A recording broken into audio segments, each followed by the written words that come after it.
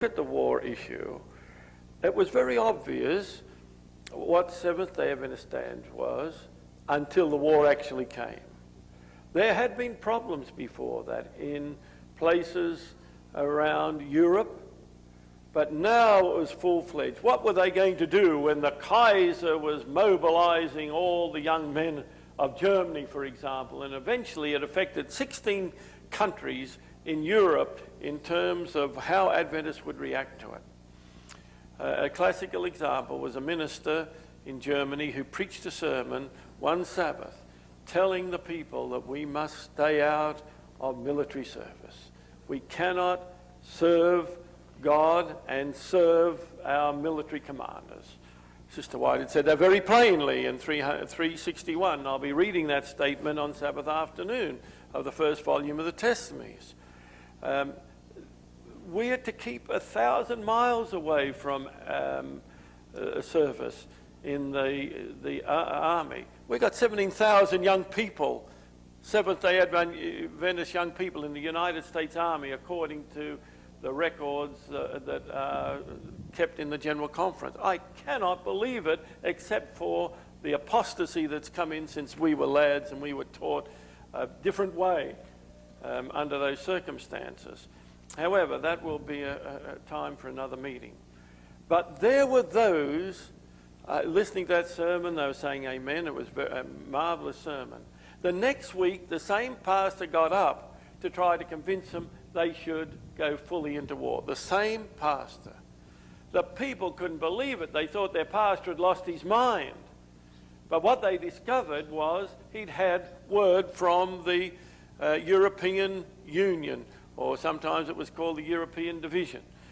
And it had come down from the highest level of Elder Conradi and Elder Schmidt, the Union president, to the churches, been sent out, that they had written to the Kaiser and told him the Seventh-day Adventists would serve as other loyal Germans in behalf of the fatherhood and would serve even on Sabbath if it was necessary. Now, that letter is extant, by the way, what was written by our German leadership. Well, belatedly, that was 1914. The people were absolutely aghast, and many of them refused to accept it. Some of these men that refused to ended up in prison. Some lost their lives. But all over Europe, there was a small group that refused to take this situation of breaking the fourth and the sixth commandments. A small group of Seventh-day Adventists. Very dedicated people. And the brethren in the division first said, well, we give everyone the right to make their own decision, but this is our stand. Well, I've always found that when you give everyone the right to make their own decision, of course everyone has a conscience to make his or her own decision if they exercise it. However, most people will just follow blindly without searching for themselves. If the brethren say it, it must be right. Now, I hope that most of the time that what the brethren say is right. Not always the case. In fact, today it's less and less the case. However, you've got to search for yourself. We are Protestants. We believe in the priesthood of all believers, don't we? We believe that the Bible is the only foundation of our faith and practice. Therefore, if that is true, which I believe with all my heart, then we can only use inspiration to make our decisions on these issues. But the group that stood out, they soon found that there wasn't freedom for them to make their own conscience. As our leaders wrote, decrying this small group that were bringing a bad name to Seventh-day Adventists. Many of them ended up in prison. Many lost their lives in prison. I'm not talking about going to some prison in the United States. I'm talking about these military prisons, which were absolutely ruthless places to go. And there they were forced to work on Sabbath, which they refused to do, and the floggings and all the deprivations and going into these isolation, totally darkened cells, all the miserable things that happened. Many lost their lives. Others were condemned to death and were shot. One young man in Poland was 17 when he took his stand. Well, the Polish laws did not allow for anyone to be executed under the age of 18, so they waited till his 18th birthday and shot him.